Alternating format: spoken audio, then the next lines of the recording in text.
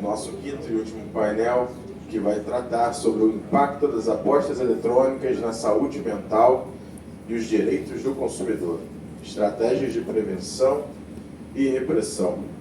Convido para compor a mesa o professor Carlos Alberto de Oliveira, que é diretor do Instituto Multidisciplinar de Formação Humana com Tecnologias da UERJ, IFHT. Por favor.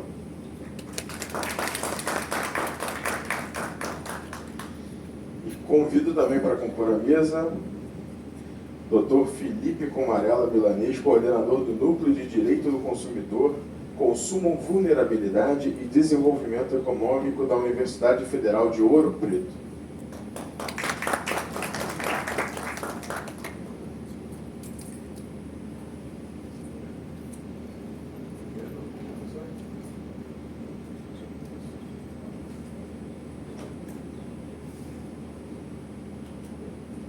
Boa tarde a todos e todas.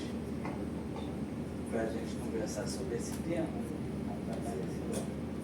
conversar sobre um tema novo.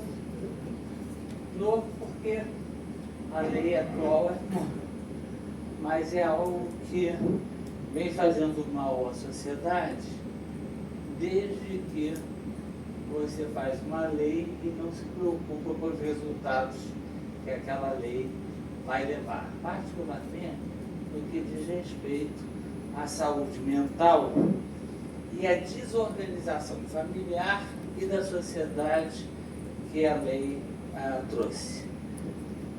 A lei das bets, que é a que a gente vai acabar tratando, ela melhora um pouco, mas eu vou tentar dar um voo rápido nessa nossa conversa, que vai um pouco de como é que o mundo está vendo isso, para mostrar que não é uma novidade.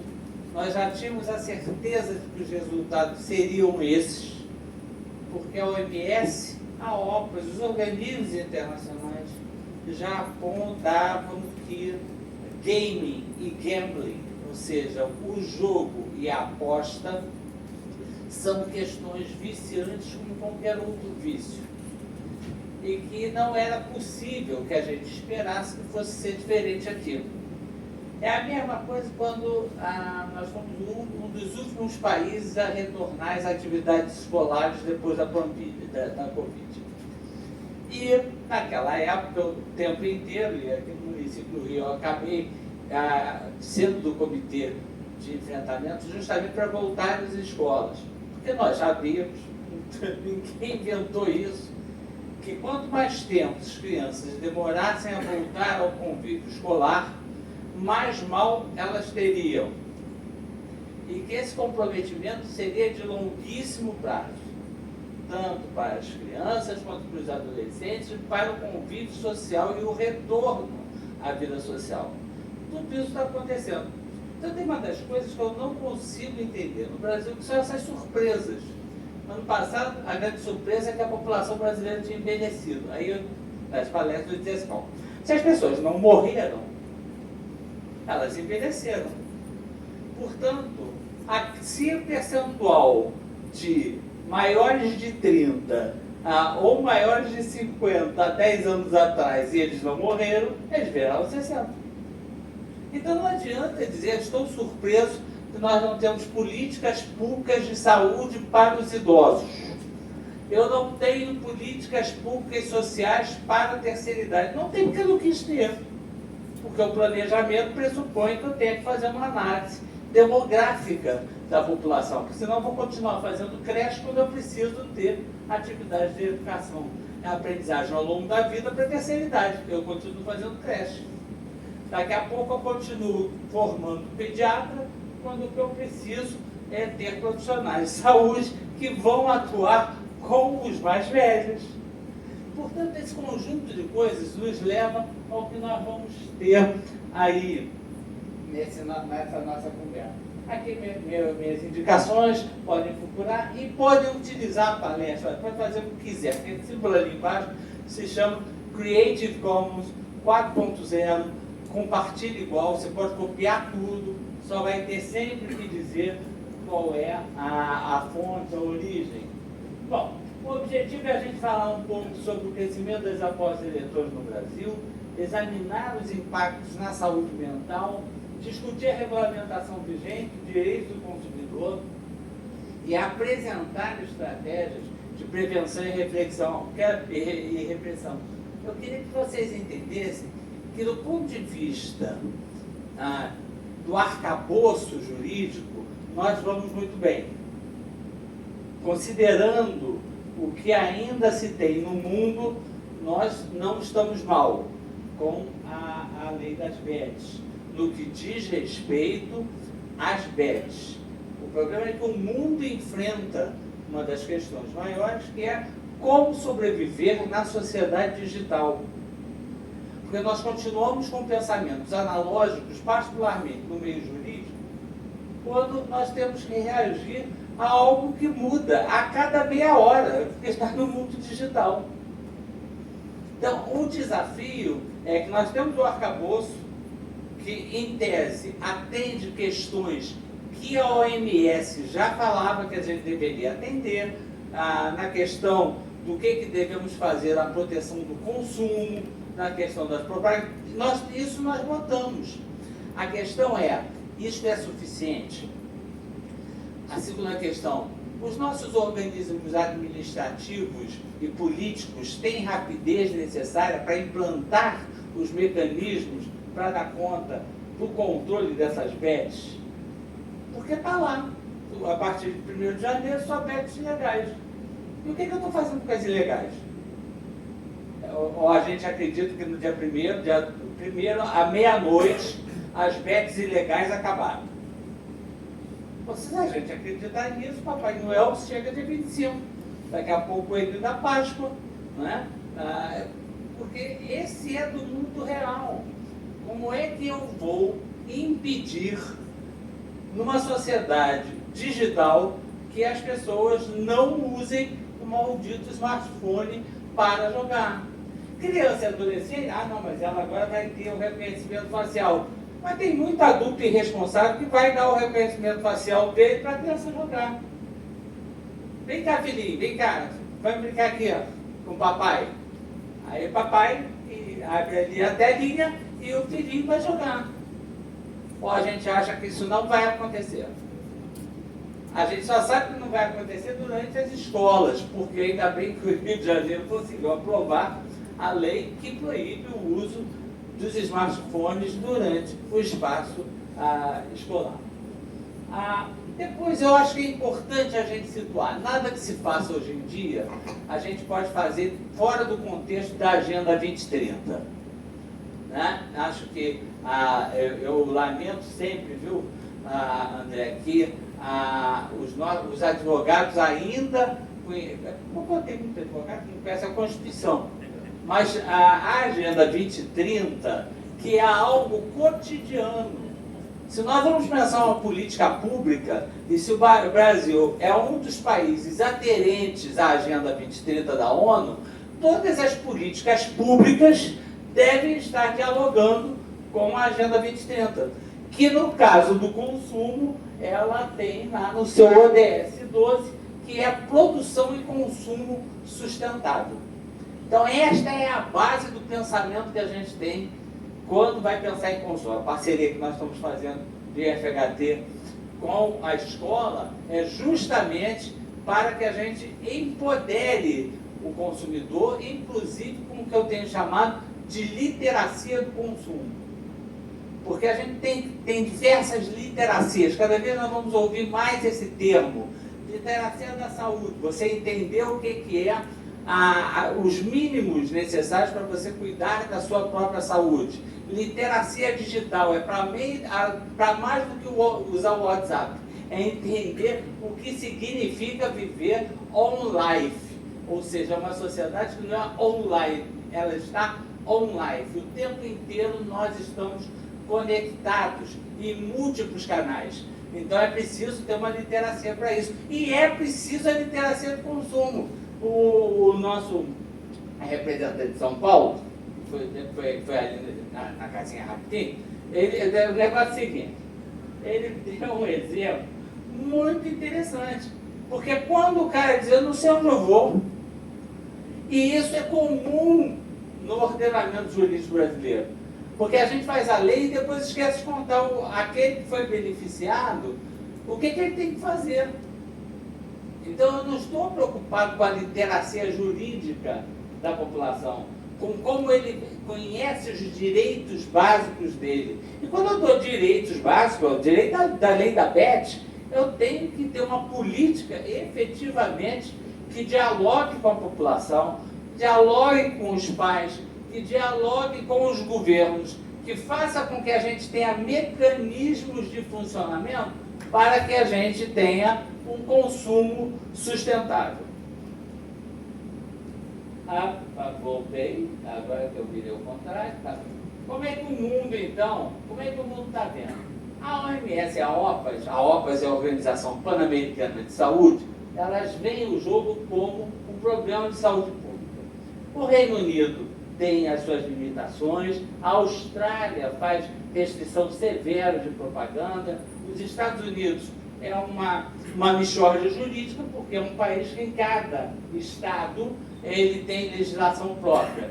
E às vezes, para interessante, se você for nos estados indígenas, ou seja, nas nações indígenas, elas têm legislação, inclusive, contrária ao próprio Estados Unidos. Eles têm como uma completa autonomia dentro da lógica do que foi o acordo entre peles vermelhas e peles brancas. Então, eles chegaram a esse acordo em que jogos que são proibidos num estado, dentro da nação indígena, naquele mesmo estado, pode ter jogo e pode ter cassino. Conflito entre saúde pública e interesses econômicos dos provedores e da cadeia de produção.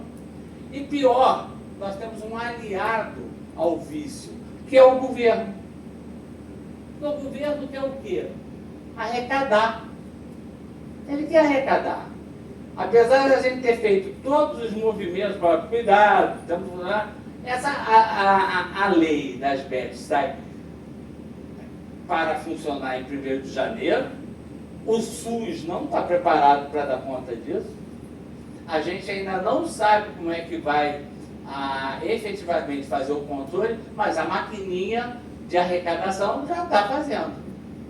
Então a maquininha de arrecadação é sempre um dos maiores problemas que nós temos. A maquininha de arrecadação, quando ela vê a cachaça, quando ela vê o vinho, quando ela vê a cerveja, ela vê como gerar recursos para o seu orçamento. O olhar dela não é o olhar de como a saúde pública será impactada por aquilo. Ela vai ver quanto é que entra de imposto se eu aumentar o tributo do vinho. Não é? Então, essa lógica é que coloca o poder público não só no Brasil, mas como sócio das BETs, como sócio de toda essa organização que eu chamo de uma cadeia de produção na área dos jogos. Os brasileiros, para a gente ter uma ideia, gastaram 20 bilhões por mês em apostas online em 2024. Não é pouco, são 20 bilhões. E olha, foram os mais ricos, os mais pobres? Não. Todos gastaram. O mais grave, porque o rico ele vai votar, ele vai jogar no cassino, ele pega o avião dele, né, fim de semana, vai até ali a Punta del Leste e joga. Quem está jogando o tempo inteiro no seu smartphone é aqueles mais vulneráveis. São os mais pobres, comprometendo completamente aquilo que eles recebem de salário e tal, no uso de jogos extremamente rápidos. Eles não vejam o grau de maldade da aposta eletrônica. Você não precisa sair de casa para ir jogar. Quando você tinha que jogar na loteria, você saia de casa. No jogo do bicho, tu tinha que ir na esquina, ou no ponto de jogo do bicho. Se você tinha que jogar no bingo clandestino, ia lá a senhora e o velhinho lá jogavam no bingo clandestino, chegava a polícia, olha, perdeu no bingo clandestino e tal. Mas eles tinham que se deslocar. Com o cassino virtual que a gente tem hoje, você não tem absolutamente o controle sobre isso. Que, óbvio, vai destruir as famílias. O conjunto de problemas que a gente vai ver aqui inclui a destruição da organização familiar. Porque quando não, imagina aquela família que o marido comprometeu a cesta básica no joguinho que ele fez. Como é que ele faz depois? Como é que ele explica para a mulher dele: Maria, o negócio é o seguinte, fiz um joguinho hoje, perdi o dia inteiro. Mas perdeu como? Fiquei ali. Cada intervalo que eu tinha, né, na hora do almoço, em vez de eu almoçar, fiquei ali jogando, mas perdi. Né? Como é que vai ficar a composição dessa família? 46,2 dos adultos e 17 dos adolescentes do mundo, no mundo, não é um dado brasileiro, se envolveram em jogos de azar. Isso potencializado pela situação do gaming online, né, o jogo online e a aposta online. O mercado regulado, então, entrou em operação em 2025. A ludopatia é o nome que se dá à doença decorrente do vício no jogo. E do vício, ou seja, ela é uma doença que é classificada no Código de Classificação Internacionais de Doença. Então você tem as doenças, a mania do jogo e aposta, e também o jogo patológico, e sendo considerado exatamente como álcool e droga, como se fosse cocaína, efeitos iguais. Efeitos iguais. A psiquiatra Renata Figueiredo, eu peguei essa frase dela que eu acho muito forte. A pessoa acredita que sabe jogar. Porque a fantasia do cara que vai jogar, eu sei jogar. Ele ganhou a primeira, pô, eu sou bom nisso. Que tem os recursos necessários para ganhar. Mas essa ilusão faz com que ele aposte mais e mais. Ele não tem, porque essa é a compulsão do vício. Ou seja, uma carreira de cocaína já não é suficiente. Tem que ser duas. Fumar um crack já não dá mais, tem que ser 2, tem que ser 3. Ou seja, é a mesma compulsão. Eu vou ter que apostar mais e mais. Quando perde, tenta recuperar o dinheiro. Perdi. Como é que eu vou falar para a dona Maria que eu perdi o dinheiro que era de cesta básica? Então tem que tentar mais. E ele entra então nesse ciclo vicioso, perigoso. Sinais de alerta da ludopatia, e a palestra está disponível para vocês, como eu já disse, é preocupação excessiva com as apostas, necessidade de aumentar os valores apostados, tentativa fracassada de parar de jogar, irritabilidade e ansiedade ao tentar reduzir, mentiras e ocultação do problema, impacto negativo das relações de trabalho. Mas há soluções terapêuticas para o vício como qualquer outro vício. Sempre cito que é muito importante que, assim como temos alcoólatras anônimos, temos o vício do sexo também, tem associação anônima, temos também na questão do jogo. Então você tem os viciados em jogo anônimos que as pessoas que vocês conhecem que estejam nessa situação devem procurar. Então, tá aí. Está competindo comigo aqui. Ó. Deu uma travada. Se travar, eu estou sem coisa aqui. Vamos lá, vai aparecer já, é a próxima. Bom.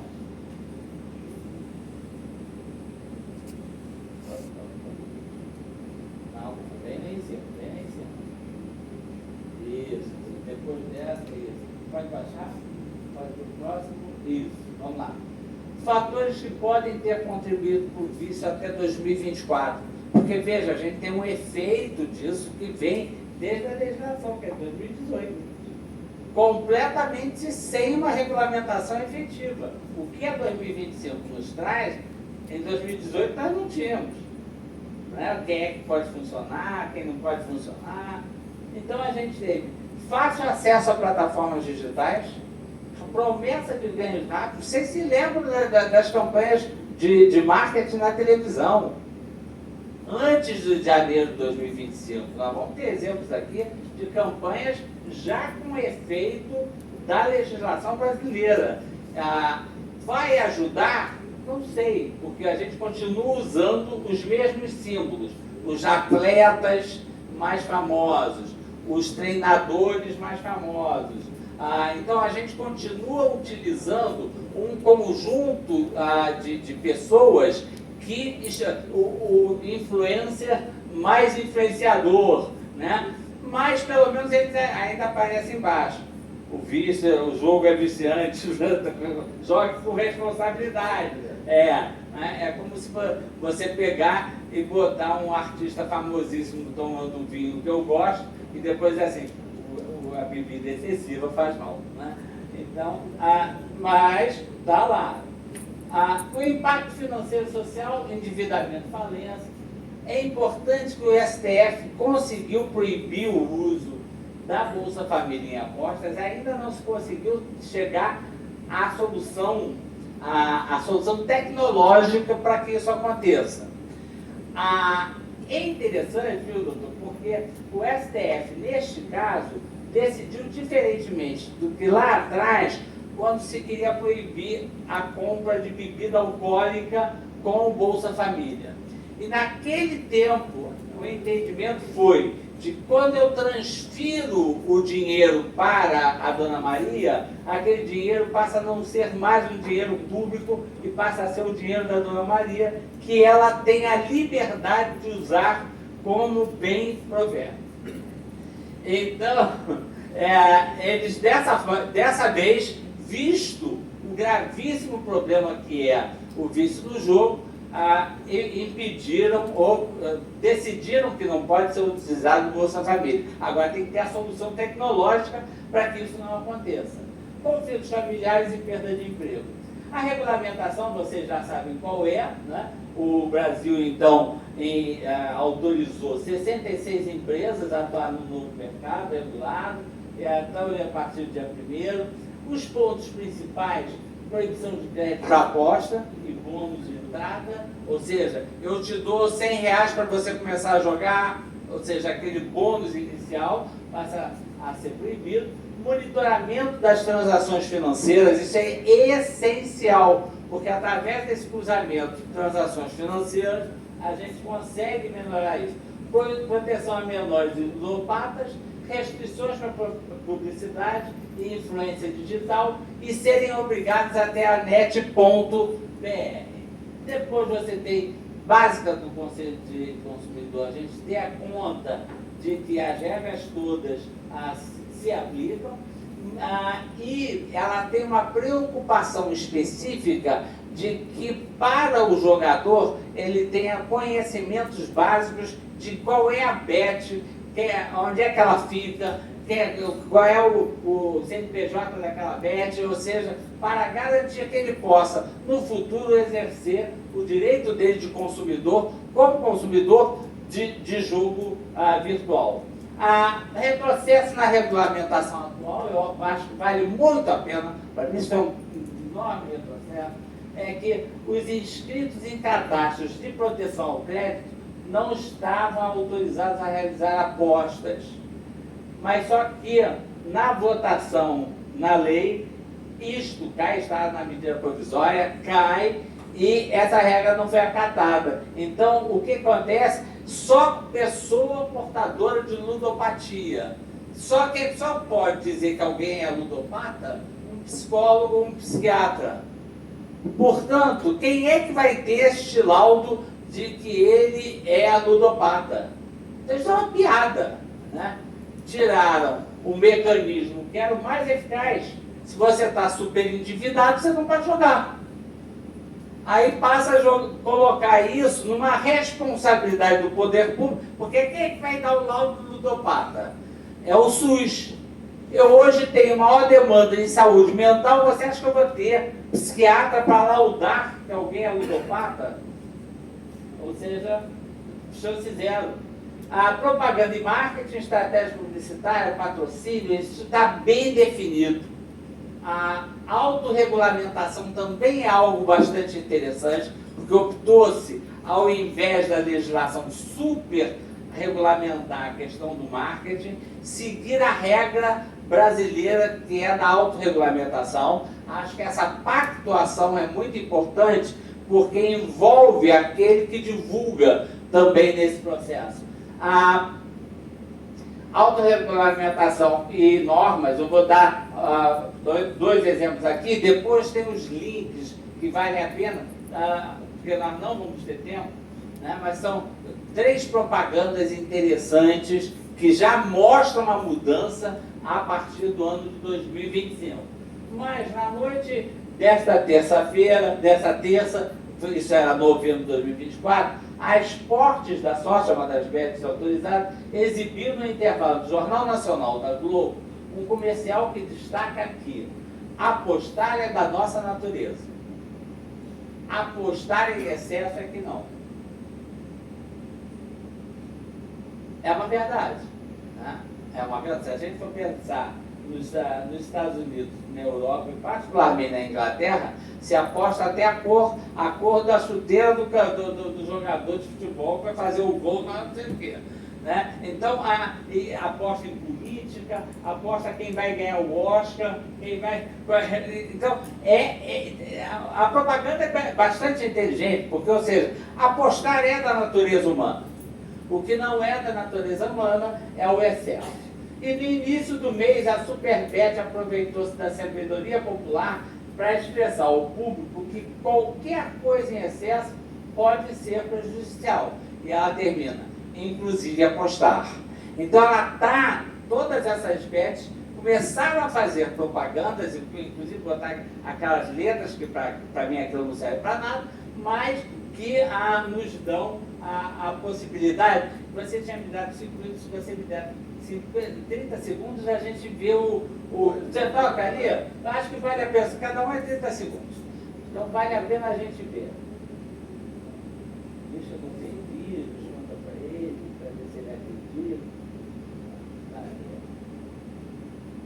Não sei se está. Tá. Então, vocês assistam depois.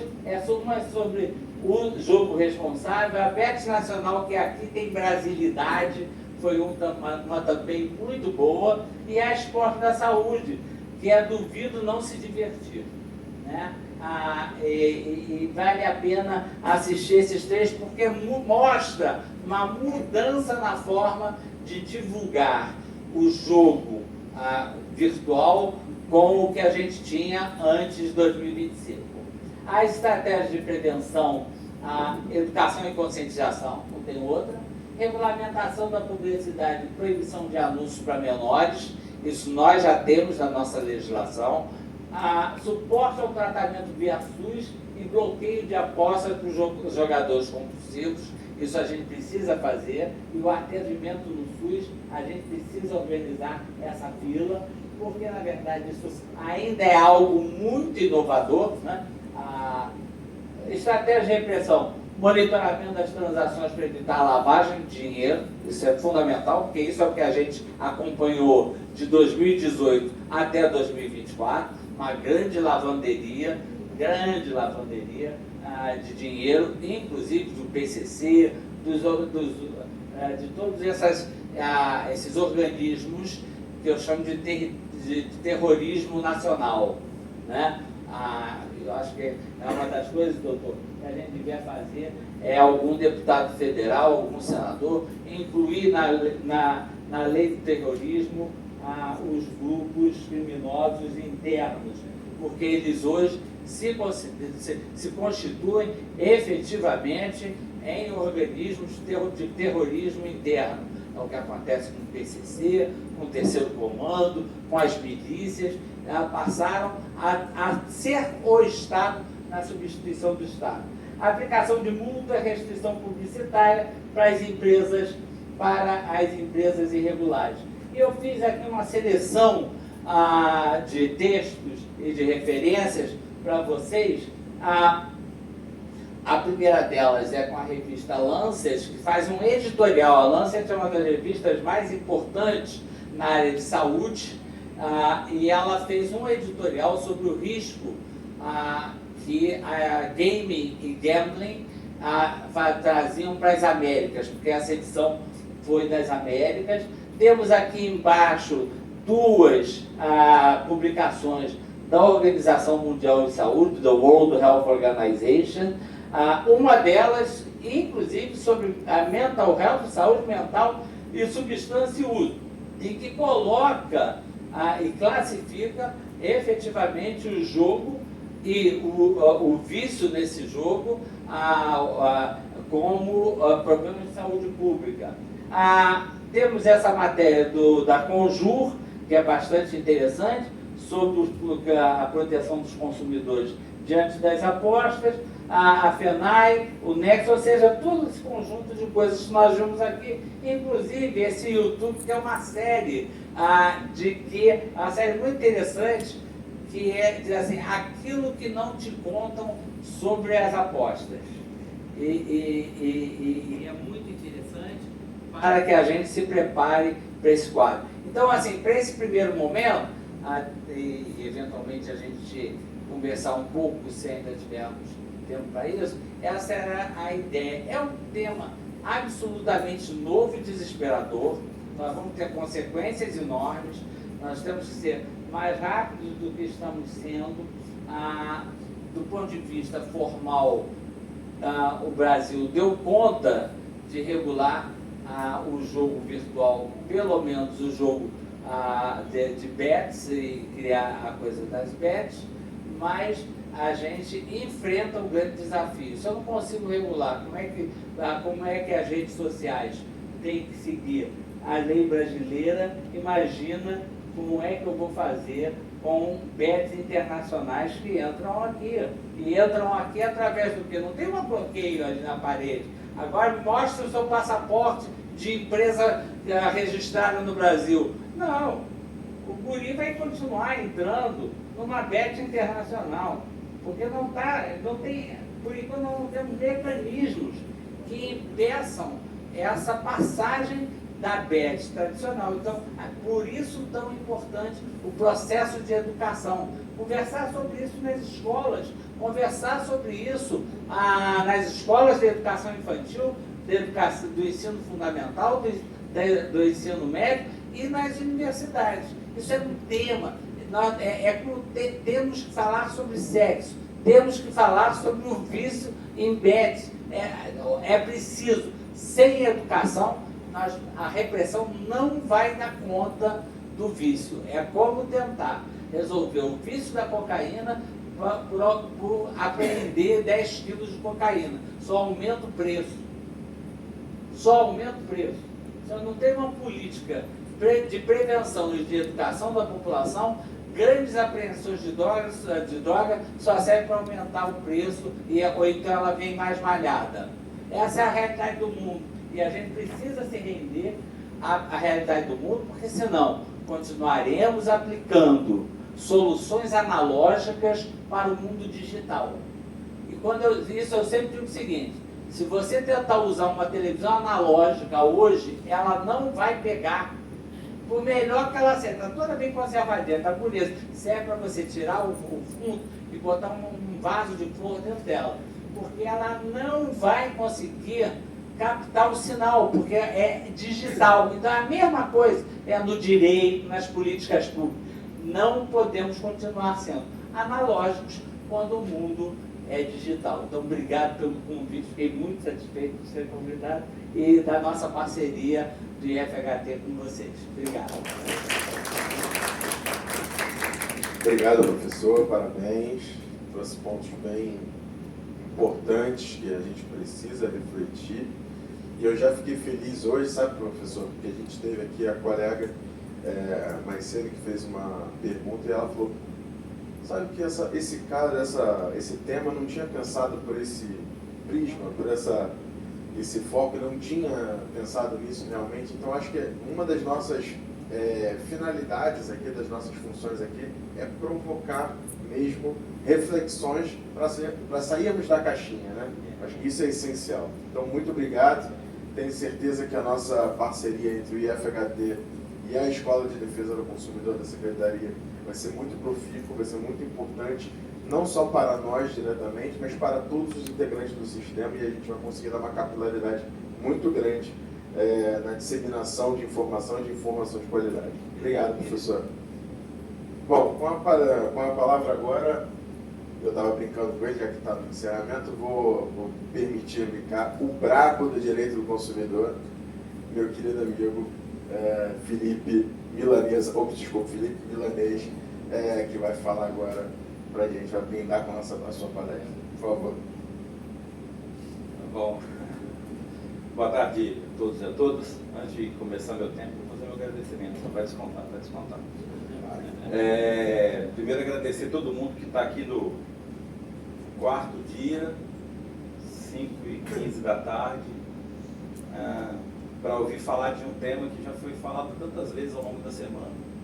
Então, agradecer a vocês terem permitido estar aqui comigo para poder ouvir um pouquinho que eu também tenho a falar. E também agradecer a 2 pessoas, comentei com ele isso já. Desconheço um evento que ficou uma semana falando de direito do consumidor. Você lembra de algum, Jonas? O Brasil, quando reúne, fica 2 dias. É isso. A Associação Brasileira de Política e Defesa e Proteção do Consumidor fica 2 dias. Eu já falei para o André, pode pesquisar. Talvez esse tenha sido o evento, o maior evento no sentido de conteúdo e tempo de direito do consumidor até hoje no Brasil.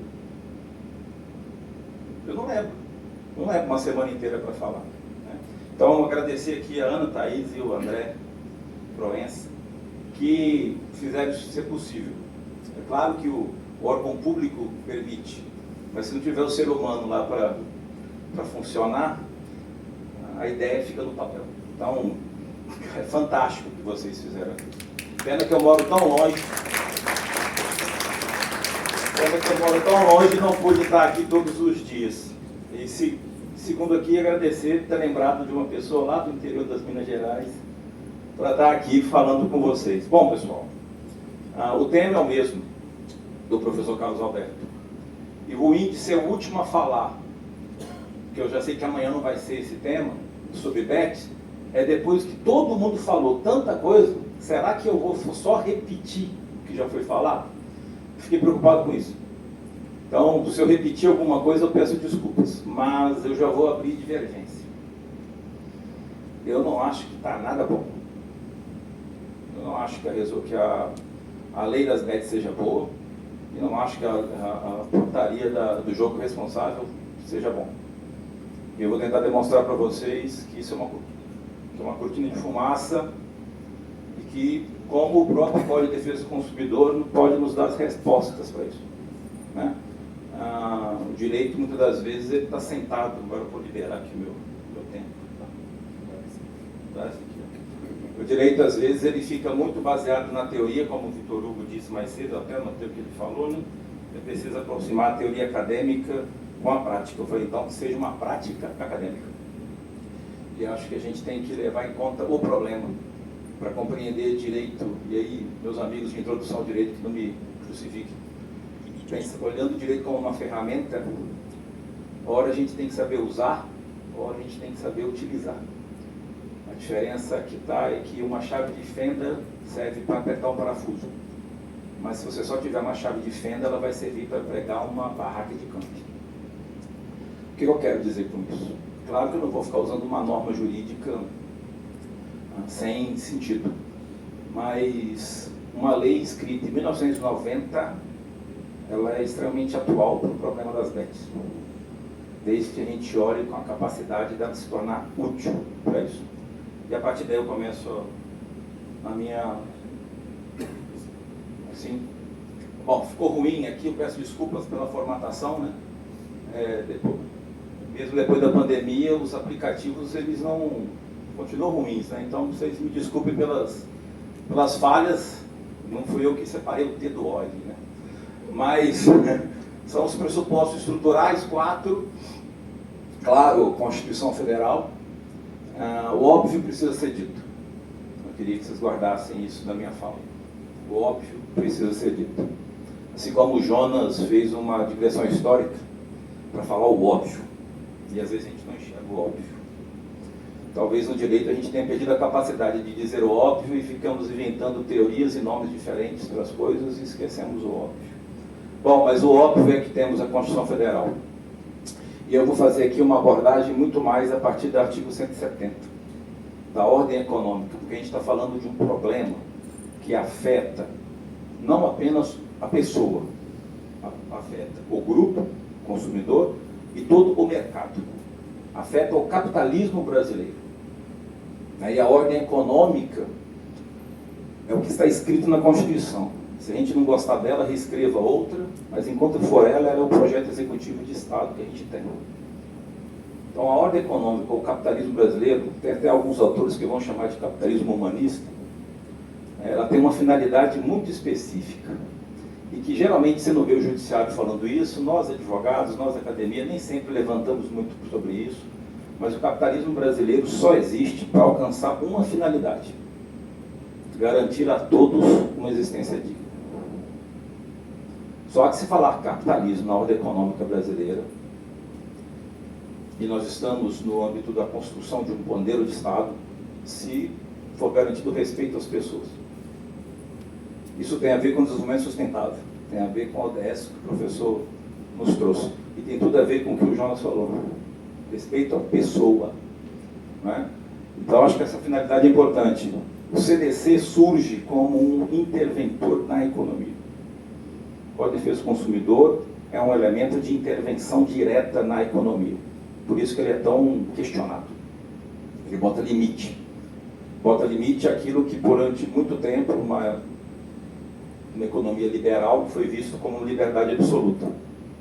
O CDC intervém na economia.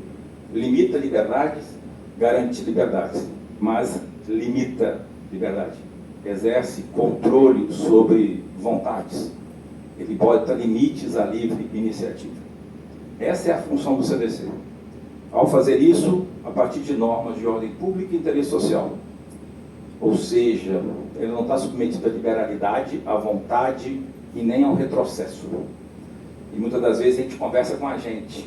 Por isso é tão importante a gente conversar com o judiciário também. Porque o judiciário não conhece o CDC. Né? Nós do sistema, eu estava brincando assim que a universidade não é sistema, né? Só que a gente precisa ser sistema, a gente está ali também. A gente conversa muito entre a gente precisa conversar com o judiciário, conversar com o Ministério Público. O judiciário não entende o CDC e acha que essa função de ordem pública e interesse social, ela é sacral, fundamental, premente nas discussões envolvendo bens. Então, o CDC, ele estabelece o padrão civilizatório nas relações de consumo. Porque a finalidade dele é proteger e defender as pessoas. A pessoa, que é fundamento da Constituição, na medida em que um dos fundamentos é a dignidade da pessoa humana. A pessoa, que é fundamento da economia brasileira, na medida em que garantir a todos uma existência digna e respeitosa é a razão de ser desse capitalismo, ou idealizado lá em 1990. Tudo aquilo que viola o CDC viola o padrão civilizatório instituído nas relações de consumo. O óbvio precisa ser dito. E é por isso que eu acho que a própria regulamentação das BECs não está nada boa, porque ela está regredindo o padrão civilizatório de 1988, que levou à criação do Código de Defesa do Consumidor. Esses são os pressupostos a partir dos quais eu vou começar a minha fala. Espero que dê tempo. Bom, Política Nacional das Relações de Consumo também estabelece valores e princípios importantes, que é a base sobre a qual as relações econômicas que fomentam o capitalismo brasileiro vai se instituir. Dentre elas, o mercado de apostas eletrônicas. Não há que se falar, porque existe uma lei das BECs, apelidada de lei das BECs, né? Que é aposta de cota fixa, né? Ou que há uma portaria de jogo responsável, que isso cria um direito especial e à parte. Mas a Política Nacional das Relações de Consumo tem alguns valores que deve orientar, por isso o óbvio tem que ser dito. Um dos elementos que orientam é a melhoria da qualidade de vida. Toda vez que a gente for falar de BECs, de mercado de bets, de regulação de bets, de controle, precisa se discutir a melhoria da qualidade de vida. De quem? De todo mundo. De todo mundo. Então, a melhoria da qualidade de vida, proteção dos interesses econômicos. Os interesses econômicos não são apenas interesses monetários, financeiros, pelo contrário. É algo que eu trabalho aí no meu doutorado. Interesses econômicos são interesses comportamentais. São interesses de comportamento dentro desse elemento econômico chamado relação de consumo. Proteger os interesses econômicos é proteger. Desde quando surge uma necessidade, ou minha percepção da necessidade, até o meu relacionamento com um produto ou serviço, ou o meu comportamento de consumo. Então ele trabalha ao longo de várias etapas. Antes do ato de consumo, o ato de consumo e depois. E um dos direitos mais importantes do ponto de vista de proteção dos interesses econômicos é a liberdade de escolha. Que nem a lei das bets e nem a portaria de jogo responsável se preocupam. E que a gente tem falado muito pouco sobre isso. Né? Liberdade de escolha é a sua capacidade de resistir às influências do meio. Apenas, do ponto de vista kantiano, é a capacidade de dizer não. Você só é livre se controlar a sua vontade. Guarda o elemento vontade, que eu vou falar de uma palavrinha daqui a pouco chamada dopamina, para a gente entender o impacto disso. Também temos o reconhecimento da vulnerabilidade, isso é um fato, ainda que várias decisões judiciais recentes, o STJ começa a dizer que nessa relação aqui não tem vulnerabilidade, então não é de consumo. Mas esse é um fato. Eu vou falar de uma das vulnerabilidades e no sentido da ação governamental de proteger efetivamente a pessoa consumidora. E aqui, enquanto os órgãos de defesa, e aí como o tema é repressão e prevenção, a gente também tem que, às vezes, perceber, por mais que a lei das bets e a portaria do Ministério da Fazenda tratem do assunto, quem vai garantir uma repressão efetiva talvez seja ainda o CDC. Bom, feitos esses pressupostos, falo de alguns direitos básicos. O primeiro, proteção contra riscos, não está em ordem, né? Só que eu escolhi alguns, eu falei de dois. Proteção contra riscos provocados por produtos e serviços perigosos ou nocivos. E aí me veio à cabeça algo, quando eu era pequeno, eu tinha 7, 8 anos de idade, e o meu hobby era colecionar embalagem de cigarro. Não sei se mais alguém tinha essa loucura na minha vida. Né? Quando eu achei um envelope do Charme, eu falei, pronto, estou feito, nunca vi isso. Catra, né? Catra. Ninguém nunca fumou na minha vida, nada, era coisinha de cigarro. Né? E aí eu falei, por que eu vou falar disso? Tudo a ver. Porque o que a história recente nos ensina em relação a produtos nocivos e perigosos? O cigarro. O cigarro, quando foi lançado, fazia publicidade e dizia que ajudava as mulheres no parto. O cigarro, quando lançado lá no início, para estimular, dizia, estimula, facilita o parto. O cigarro era visto como algo prazeroso de uma vida e uma vida esportiva. O que isso tem a ver com as bets? Tudo. Tudo. Porque nós já passamos por um período de 100 anos para chegar na conclusão de que não cabia publicidade de tabaco.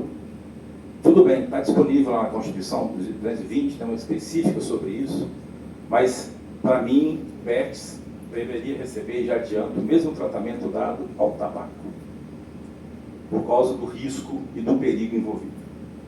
O perigo é quando ele se torna vício. O risco é capaz de gerar o vício. Né?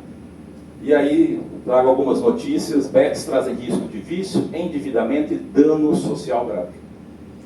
A gente tem que olhar o passado, como a gente lidou com o cigarro.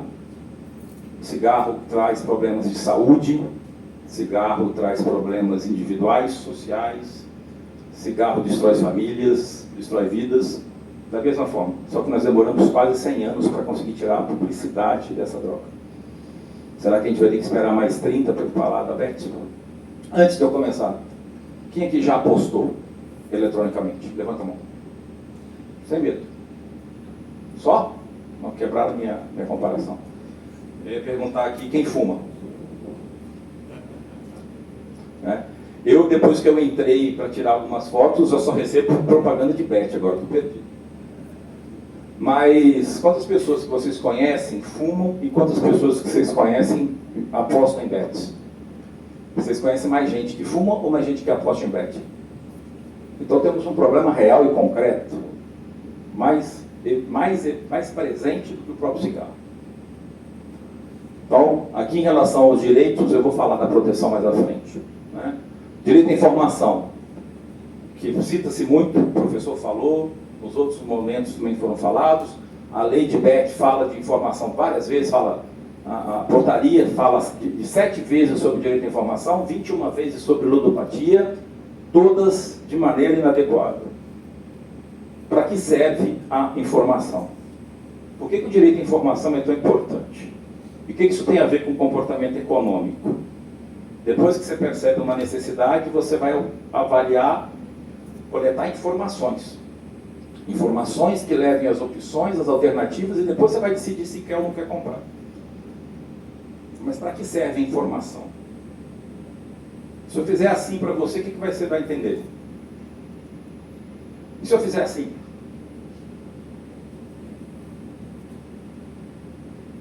Informação serve para dissipar dúvidas. Informação serve para dissipar dúvidas. Dúvidas de quem? Nossa. E temos um problema. A gente foca muito na ideia de uma informação formal do conteúdo escrito. Do conteúdo escrito. Só que estar escrito não resolve o problema. Quer um exemplo? Eu aposto a ponta do meu dedinho aqui, ó, a unha só. Que não vão ter... Eu vou chutar. Ninguém aqui leu o termo de uso do WhatsApp.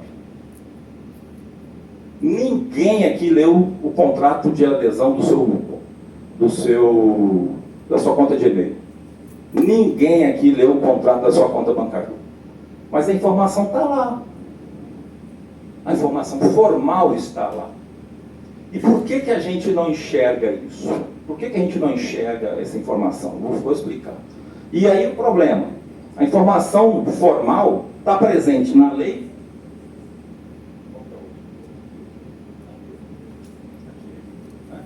A lei de Beck, não vai aparecer.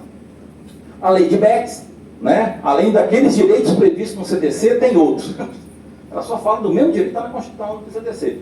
Informação adequada e clara, informação adequada e clara, informação adequada e clara, e aí no terceiro é informação e orientação adequada e clara quanto aos riscos de perdas. Risco de perda. E aí embaixo, proteção de dados.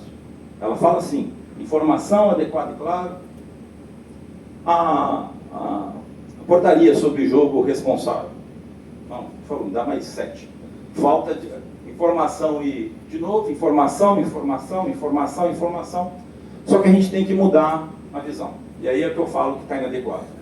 No direito, a gente tem um problema muito sério quando a gente trata de racionalidade.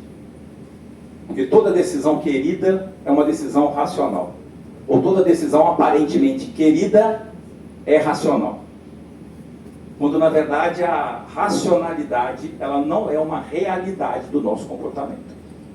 Você vai estudar as outras ciências, a economia, a neuroeconomia, a neurociência, para eles, com muito mais clareza, o sistema operacional que comanda a nossa vida, 99% é um sistema irracional, não consciente.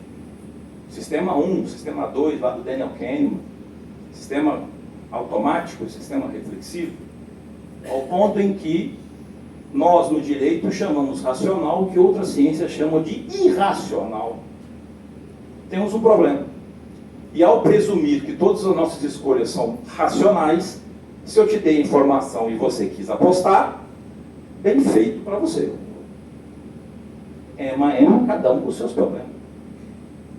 Se você quis, assuma. As pessoas são livres, não é isso que escuto? As pessoas são livres. Por que você vai controlar? Cada um escolhe o que quer fazer da vida. Estudar um pouquinho de neuroeconomia, você vai entender que a gente não tem controle muitas das vezes. Mas essa presunção de racionalidade é um problema. Temos uma vulnerabilidade chamada vulnerabilidade comportamental, que é a dificuldade de ter controle sobre as influências externas que impactam sobre os nossos comportamentos. E que como os nossos comportamentos são levados pelos chamados vieses cognitivos. erros de processamento de dados. Quer um exemplo de um impacto? Quem aqui já ouviu a expressão cavalo de bêbado? Não sei se no Rio de Janeiro tem essa expressão. Quem aqui já se viu querendo ir para um outro lugar, mas que se viu fazendo o mesmo caminho que faz todo dia e fala: o que eu estou fazendo aqui? Esse é o seu sistema operacional que 99% está tomando conta da sua vida. Ele é associativo. Se você sempre fez aquilo, você vai fazer aquilo. É esse mesmo problema que cria o chamado viés de habitualidade. Se todo mundo faz, é porque não é problemático. E quanto mais fácil fazer alguma coisa, menos risco tem. Então isso leva a gente a ter uma dificuldade de compreender riscos. Quem já viu essa... Quem sabe me dizer o que significa se eu apostar naquele 16.5? O que significa aquilo lá? Aí você descobre quem já apostou e não levantou a mão. Aí você descobre. O que é? É isso? Não, não é isso. Vocês estão vendo o problema da nossa vulnerabilidade comportamental? A gente imagina, porque a gente viu esse 16, e também um problema de informação, porque só informação não basta.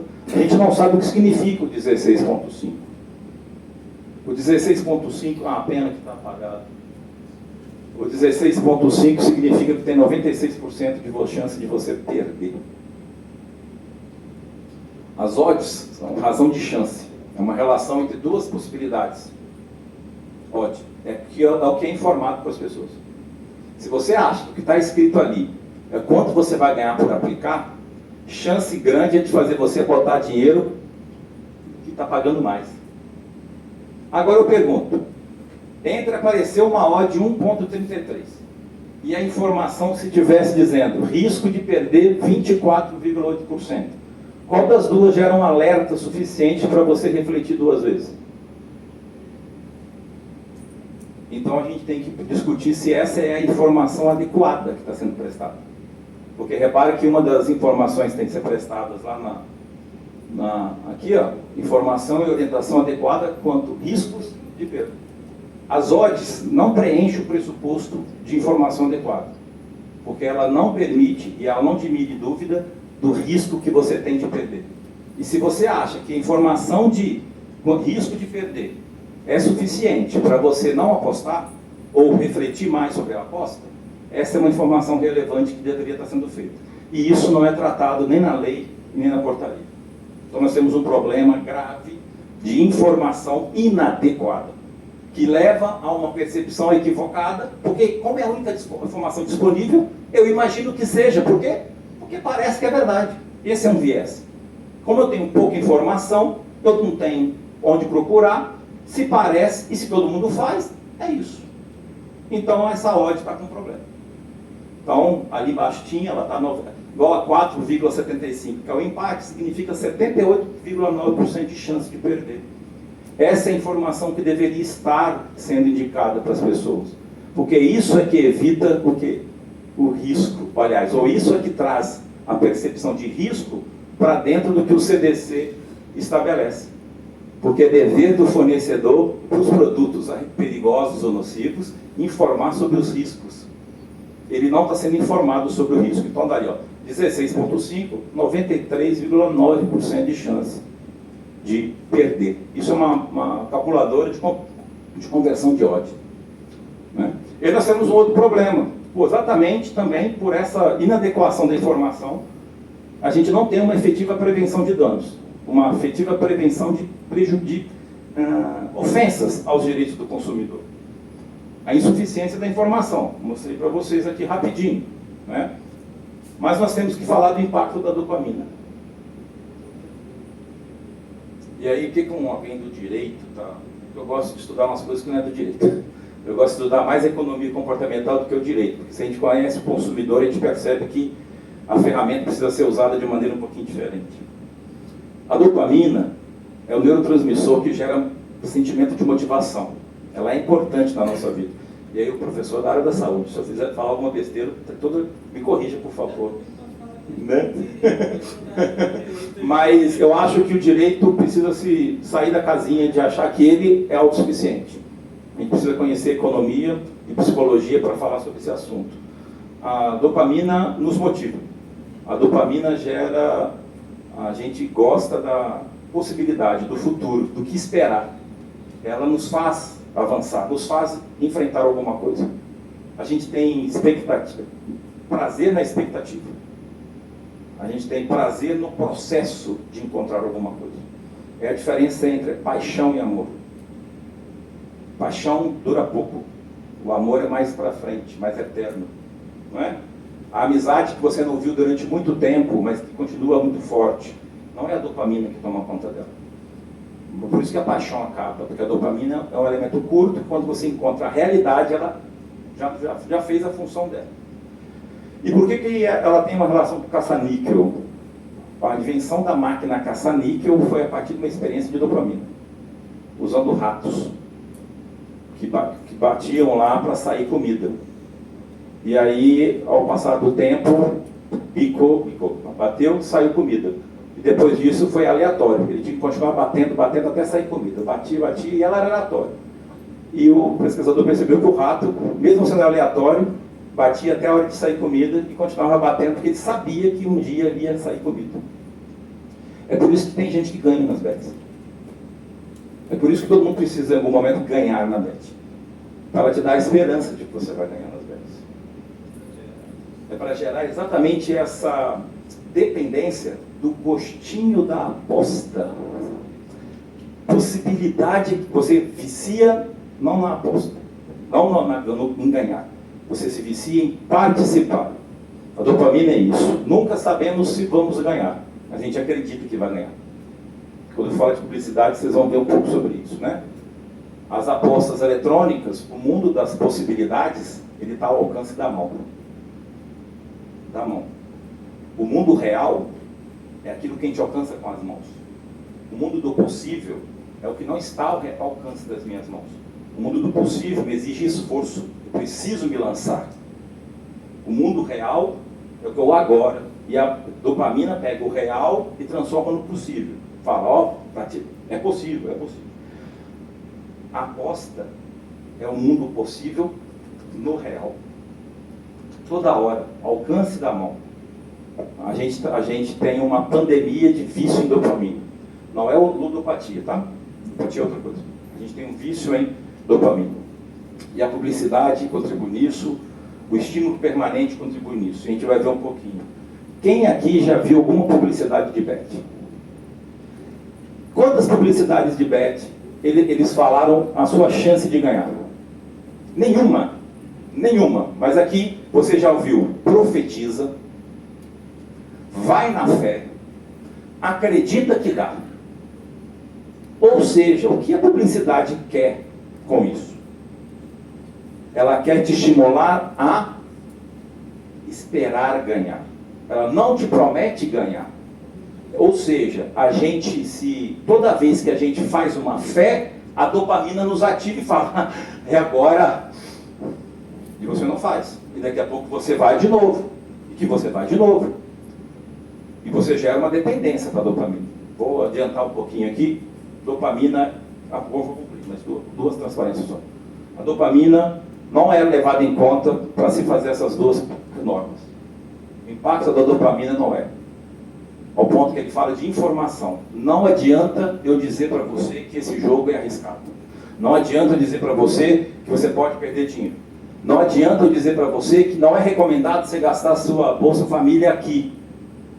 Porque você não tem controle sobre o que você faz, porque você precisa da dopamina.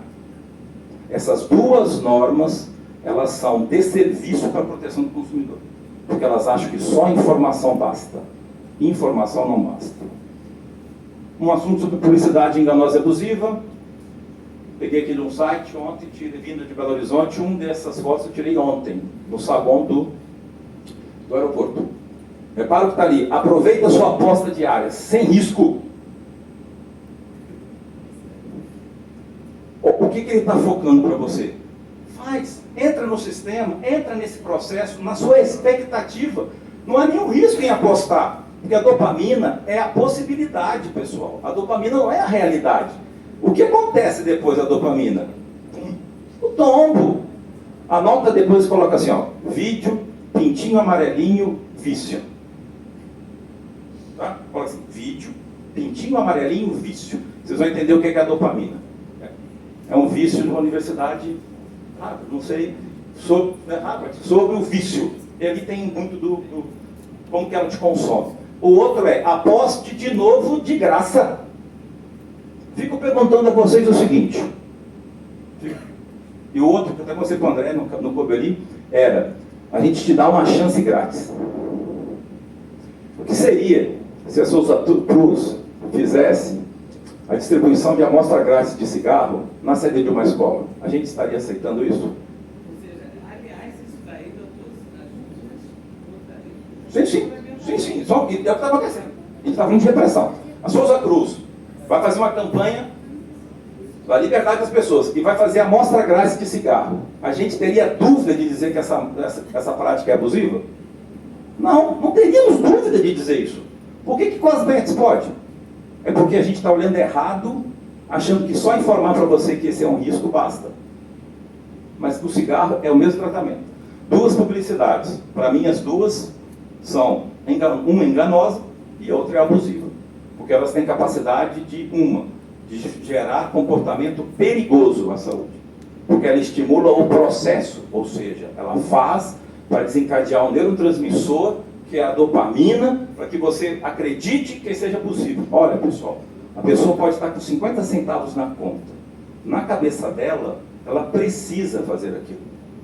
Na cabeça dela, aquilo é lógico para ela. Porque ela acredita que ela vai ganhar.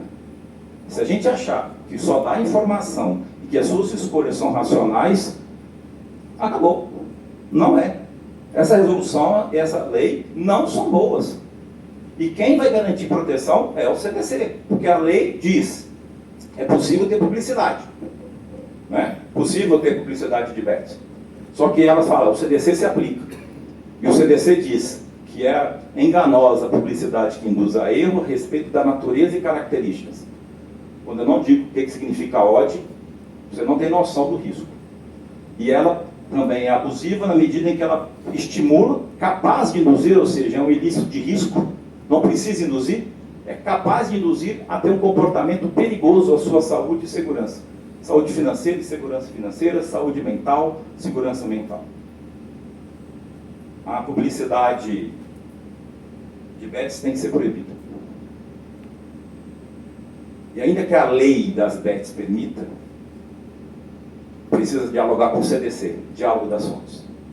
E pelo CDC, não admite propaganda enganosa e nem propaganda abusiva. Mesmo permitindo, a gente tem que compreender que o CDC vai se sobrepor. Por quê? Porque aí uma coisa é o comportamento comercial de persuasão. A outra coisa é ele se transformar em abusivo ou perigoso, ou enganoso. Então, minha posição é que é necessário proibir as apostas. Porque elas estimulam comportamentos nocivos, estimulam comportamentos prejudiciais. E não se encaixa em liberdade comercial. Aliás, liberdade de expressão comercial não existe na Constituição Federal. Liberdade de expressão é você dar a sua opinião. Publicidade não é opinião. Publicidade é persuasão. Publicidade é quero convencer a fazer algo. Expressão é penso assim sobre algo. Então, esse argumento é criado, mas o próprio STF, no julgamento da proibição da publicidade de tabaco, já reconheceu que não se aplica à liberdade de expressão comercial. E, para finalizar, tudo tem um preço. O preço é definido pelo custo de oportunidade. O que eu ganho em vista do que eu quero alcançar. O governo pode arrecadar mais de 3 bi com licenças de bets em 2024. É um custo de oportunidade. As bets faturam 240 milhões ao ano com regulação.